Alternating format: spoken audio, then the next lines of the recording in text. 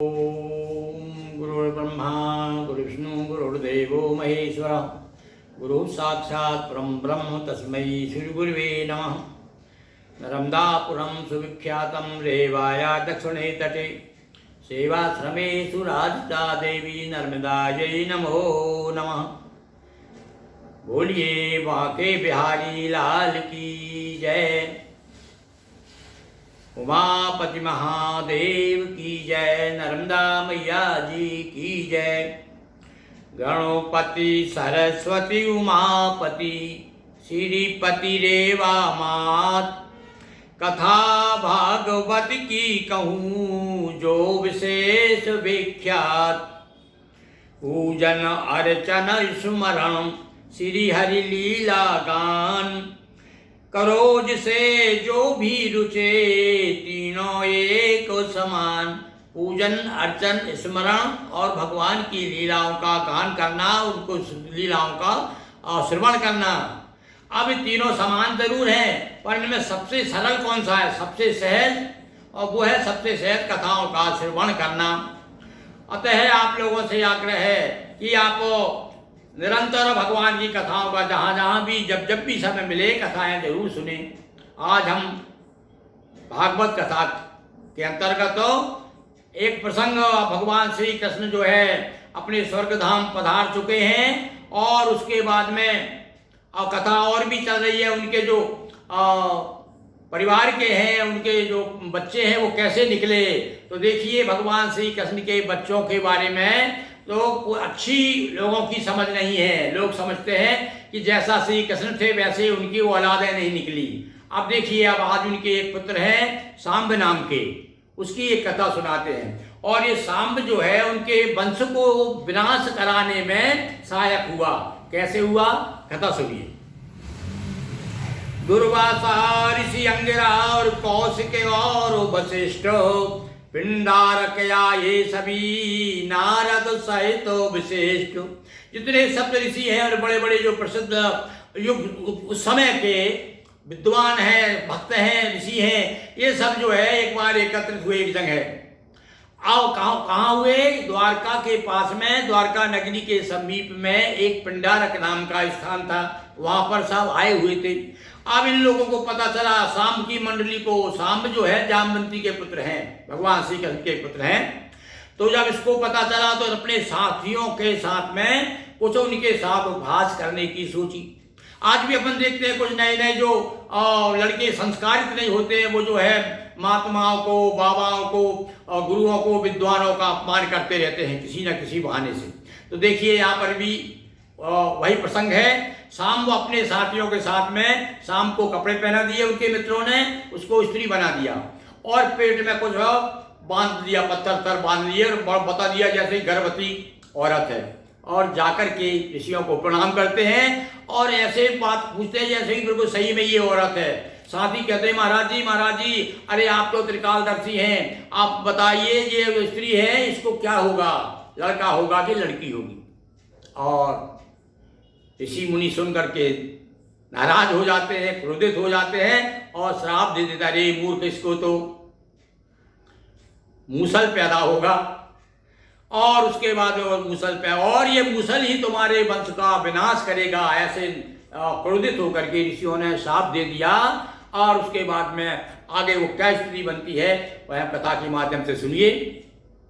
कि सांब साथियों को संग लेकर मुनि समीप भये स्त्री बनकर। जाकर सबने कीन प्रणाम,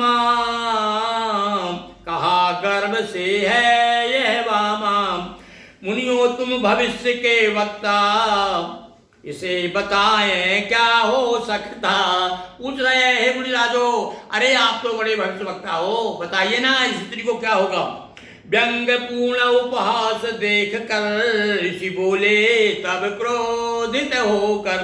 बड़ा क्रोध हुआ उनको, गुस्सा आई उनको और कहा, इसे जन्मेगा मूसल और नाश करेगा यदुवंशी दल। यदुवंशियों का नाश करेगा और इसको मूसल होगा। और काय का, वो लोहे का मूसल होगा।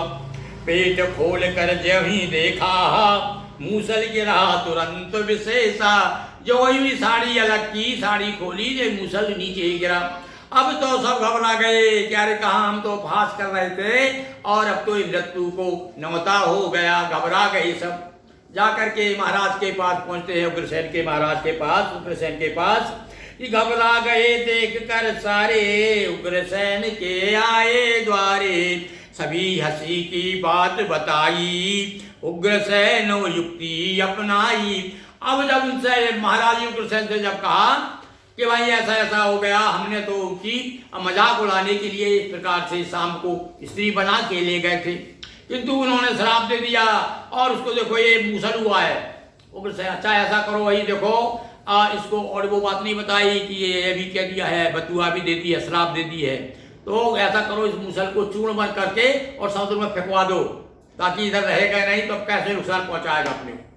भैया कूट कूट के उसको लोहे को छोटे टुकड़े करके चूर्ण बना दिया उसका और समुद्र में फेंक दिया। चूर चूर मूसल की चूर मूसल करवाया और चूर्ण समंदर में फेंकवाया।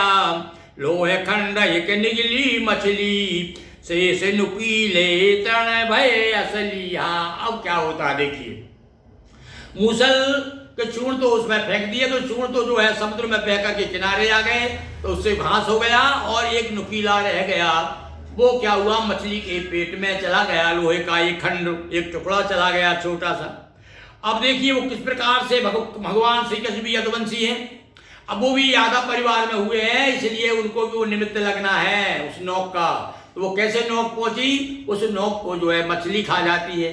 मछली ढीमा के पास जाती है और ढीमा से ब्याध के पास आती है। ब्याध जब को चीर करके उसको देखता है तो उसमें अच्छी नोक निकलती है, तो वो अपने बाण में लगा लेता है उसको। ब्याध लोहे खंड एक निगली मछली, शेष नुकीले तृण भय असली। ब्याध जरा नाम कई के आया और मछली को निज जाल फसाया। वही खंड बन बाण नुकीला लगा कृष्ण को देखो लीला। और वही अब भगवान तो लीला कर रहे हैं। भगवान जानते थे सब कुछ, वो चाहते थे तो उसको पलट सकते थे, श्राप को पलट सकते थे, पर वो जानते थे कि सब काम हो गया है, भूमि का भार दूर हो गया है, अब मुझे जाना चाहिए। तो इसलिए भगवान ने भी कुछ नहीं कहा और वहां पर भगवान अपनी जांघ के ऊपर दाहिनी जांघ पे बायां पैर रख करके ऐसे बैठ गए। तो ऐसा लग रहा था जैसे कि कोई हिरण का मुंह दिख रहा है, हिरण बैठा हुआ है। तो दूर से ब्याध आता है और उसने समझा कोई हिरण है और वहां भगवान श्री कृष्ण बैठे हुए थे। अब कुछ लोग कहते हैं भैया ये कैसा हुआ भैया, तो यहाँ जो जस कहे तो तस पलचा कहा। अरे भगवान स्वयं राम जी ने छिप करके मारा था ना बाली को, तो बोले बाली ही ब्याध बन के आया। इसको ऐसा कुछ विद्वान बताते हैं। द्वापर युग में वो बाली जो है वो ब्याध बन करके आता है और बदला लेता है श्री कृष्ण से। तो वही खंड बन बाण नुकीला लगा कृष्ण को दे यह लीला। ब्याध शिकार हेतु जब आया वृक्ष समीप कृष्ण को पाया। बैठे जंघा पर पग रख कर मुद्रा भी जैसे कोई वनचर, ऐसे लगे जैसे मृग बैठा हुआ है। तो तभी व्याध ने मारा बाना स्वर्ग गए हरि बैठ विमाना। और उसने बाण छोड़ दिया। भगवान ने जब उसके देखा रे तो श्री कृष्ण ने बहुत पछताया, चरणों में गिर गया, बार बार माफी मांग रहा, हे प्रभु मुझसे बहुत बड़ी गलती हो गई, मैंने कैसे समझ लिया और क्या हो गया। भगवान हंसने लगे, अरे भाई तेरा दोष नहीं है और ये तो ऐसा होना ही था, ये मेरी इच्छा से हो रहा है। तो उसको भी सदगति दी और भगवान स्वयं जो है विमान आ गया उनके लिए। विमान में बैठ करके भगवान वहां से स्वर्ग चले गए। तभी व्याध ने मारा बाना स्वर्ग गए हरि बैठ विमाना। यादव थे सब सिंधु किनारे और पीकर सुरा हुए मतवारे। हाँ भाई देखो, यहाँ पर ये भी बताया कि नशा नाश का कारण है। 56 कोटि के यादवा मद पीकर भई नष्ट, और या से मद मत पीजियो सदा देगो कष्ट। ये सारे लोग जो है यादव लोग जो है शराब पी पा कर कहीं, जैसे कि आजकल वो वन भोजन होता है ना, पिकनिक पे जाते लोग, ऐसे ये लोग समुद्र के किनारे आ गए, पिकनिक कर रहे हैं वहां पर, और शराब पी करके एक दूसरे से लड़ने लगे। कोई ना कोई कारण, शराबियों का क्या, कोई भी कारण हो सकता है लड़ने का, आपस में एक दूसरे से लड़ने लगे। और उन्होंने क्या किया, वहां जो पड़ा हुआ था वो चूर्ण पड़े हुए थे, वो चूर्ण पर छोटे छोटे पत्थर के टुकड़े बन गए थे, कुछ चूर्ण हो गया था, कुछ वो लोहे के घास, नुकीली घास बन गई थी। तो इन्होंने वो उखाड़ के घास, नुकीली घास एक दूसरे को मारी, तो मरना तो था ही उनको। तो इस प्रकार से सारे यादव जो है विनष्ट हो गए। लिए नुकीले घासों पर सुपल और मरे सभी आपस में लड़कर। उस नुकीले घास को एक दूसरे को मारकर ही आप सारे यादव समाप्त हो गए। विकृतियां यदुवंश की ना काम तमाम। हाँ, इसका नाश कैसे हुआ, क्योंकि उनके समाज में भी विकृतियां आ गई थी, नशा आदि आ गया था, लोगों को बड़ा घमंड हो गया था, क्योंकि उनके राजा ऐसे थे बड़े, वो अरे कृष्ण जैसे हमारे राजा है, हमको क्या है। तो कुछ लोग बड़े अत्याचार अनाचार भी करने लगे थे। तो विकृतियां यदुवंश की ना काम तमाम। भार भूमि का दूर करो कृष्ण गए निज धाम। बोलिए कृष्ण चंद्र की जय, परात्पर परम ब्रह्म की जय, उमापति महादेव की जय, नर्मदा मैया जी की जय। हर हर महादेव शंभो। दोस्तों वीडियो को लाइक शेयर करें, चैनल को सब्सक्राइब कर बेल आइकन पर क्लिक करें। बहुत बहुत धन्यवाद।